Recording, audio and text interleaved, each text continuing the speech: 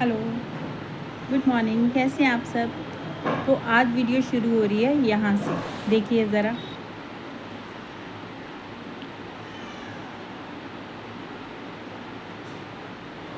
ये क्लिपिंग देखकर आपको याद आया कि मैं किस चीज़ के बारे में बात कर रही हूँ। मैं उस प्रोजेक्ट के बारे में कर रही हूँ बात, जो मेरी बेटी स्कूल लेके जा रही है। देखते हैं कैसे बना वो प्रोजेक्ट, उसके पीछे की स्टोरी। तो मैंने सबसे पहले स्क्वायर गत्ता लिया था। उसकी मैंने बेसिकली 3 लेयर्स लिए थे, ताकि मैं उसके जो बेस है उसको मज़बूत बना सकूं। क्योंकि बोलते हैं कि अगर नींव ही मज़बूत नहीं होगी तो उस पर बिल्डिंग क्या खड़ी होगी। तो मुझे अपने जो बनाना था दिया स्टैंड, तो उसको मज़बूत बनाने के लिए उसका बेस मज़बूत करना पहले बहुत ज़रूरी था, क्योंकि मुझे उस पर पाइप्स को स्टैंड करना था। तो मैंने यहाँ पे फेविकॉल की मदद से इसके 3 लेयर बनाए, और मेरे पास ये कवर पड़ा हुआ था घर पे। इसे मैंने टेप से सिक्योर कर दिया अच्छी तरह। तो ये टेप से सिक्योर करने के बाद फिर मैंने ये प्लास्टिक बॉटल ली और इसको कट करके हमने पीछे इसके छेद कर दिया था, ताकि यहाँ से हम अपने पाइप्स को इंसर्ट कर सकें अच्छी तरह। तो ये मैंने 3 पाइप लिए थे अलग अलग लेंथ के, एक लंबा था, एक उससे छोटा और एक उससे छोटा। फिर मैंने जो बेस था उसमें छेद बनाए, ताकि मेरा उसमें फिक्स हो सके, और बॉटल्स के जो कवर थे उसके अंदर से निकाल के ये मैंने तीनों अच्छी तरह असेंबल कर दिए थे।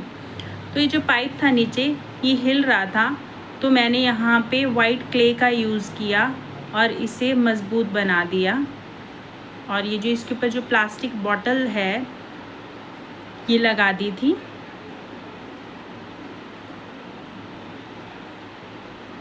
तो प्लास्टिक बॉटल लगाने के बाद उसके बाद जो प्लास्टिक बॉटल के अंदर मैंने अच्छी तरह न्यूज़पेपर को इंसर्ट कर दिया था, ताकि इसका जो है बेस ये मज़बूत हो सके।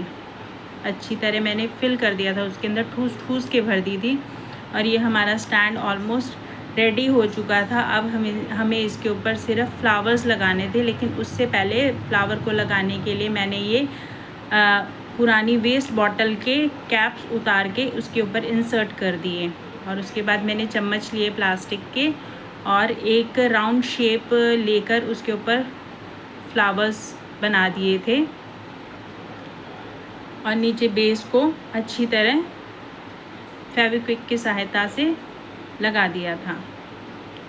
तो हमने जब ये भेजा मैम को, तो मैम का फिर फ़ोन आया। हुई जब हमने वो प्लास्टिक के दिए बना लिए थे, तो हमने मैम को दिखाने के लिए मैम को कॉल किया, उनको वीडियो भेजी उसकी। तो मैम कहने लगे कि ये जो आपने प्लास्टिक के चम्मच यूज़ किए हैं उसमें वो यूज़ नहीं करने थे, क्योंकि वो जो था प्रोजेक्ट उसमें प्लास्टिक यूज़ नहीं करना था। और जो हमने प्लास्टिक यूज़ कर रखा था वो हमने उसको रीयूज़ कर रखा था। जैसे प्लास्टिक की बॉटल्स थी, बचा हुआ घर में पाइप था, वो यूज़ किया था। और जो चम्मच हमने यूज़ किए थे वो हमने बाज़ार से लाकर यूज़ किए थे। तो मैम कहने लगी इसके आप कोई ऑल्टरनेट उसकी जगह देखो।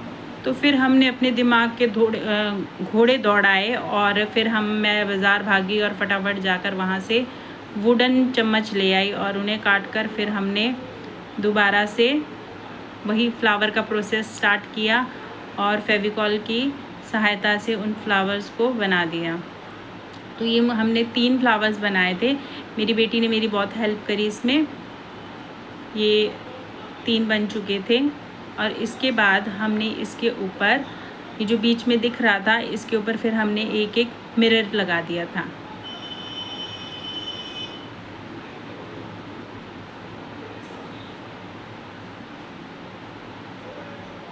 तो मिरर लगाने के बाद ऑलमोस्ट डन था ये। तो हमें सिर्फ इसके ऊपर फेविक्विक से इसको चिपकाना था। तो हमने फिर फेविक्विक लगाई और इसको यहाँ पे चिपका दिया।